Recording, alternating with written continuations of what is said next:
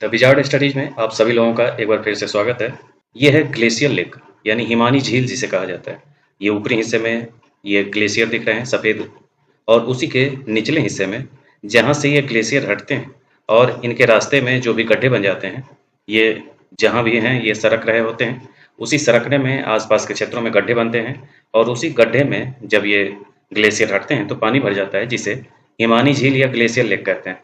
राष्ट्रीय आपदा प्रबंधन प्राधिकरण ने 189 यानी 189 ऐसे ग्लेशियर लेक की सूची जारी करी है जो उच्च जोखिम वाले हैं, यानी कि उनसे कभी भी खतरा हो सकता है। तो आइए देखते हैं कि ग्लेशियर लेक के बारे में सारी जानकारी और क्या खतरा हो सकते हैं।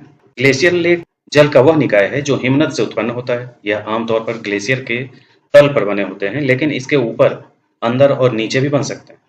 इसरो ने हिमनद झीलों को उनके निर्माण के आधार पर 4 श्रेणियों में वर्गीकृत किया है, जिसमें एक है हिमोढ़ बांधित, दूसरा है बर्फ बांधित, तीसरा है अपरदन आधारित और चौथा है अन्य। जैसे जैसे ग्लेशियर खिसकते हैं वे अपने नीचे के भूभाग को नष्ट कर देते हैं, जिससे भूमि पर गड्ढे और खांचे बन जाते हैं। जब वे चट्टान और मिट्टी को मथते हैं तो वे मलबे की लकीरें बनाते हैं, जिन्हें हिमोढ़ या मोरेन कहा जाता है। अधिकांश हिमनद झीलें तब बनती हैं जब ग्लेशियर पीछे हटता है और पिघला हुआ पानी पीछे रह गए छेद को भर देता है। हालांकि बर्फ और टर्मिनल हिमोढ़ से बने प्राकृतिक बांध भी हिमनद झीलों का निर्माण कर सकते हैं। बर्फ का बांध तब बनता है जब एक उफनता हुआ ग्लेशियर, जो कि औसत ग्लेशियर की तुलना में 100 गुना अधिक तेजी से बढ़ सकता है, पिघले हुए पानी को रोक सकता है, क्योंकि यह घाटी या फ्योर्ड को बंद कर देता है और इसे बहने से रोकता है। हिमोढ़ द्वारा निर्मित बांध घने और स्थिर हो सकते हैं तथा कई वर्षों तक अपने पीछे बड़ी झीलों को रोके रख सकते हैं। इनमें रिसाव भी हो सकता है, जिससे झील का पानी धीरे धीरे पास के नदियों में जा सकता है। हिमानी झीलें नदियों के लिए मीठे पानी के महत्वपूर्ण स्रोत हैं।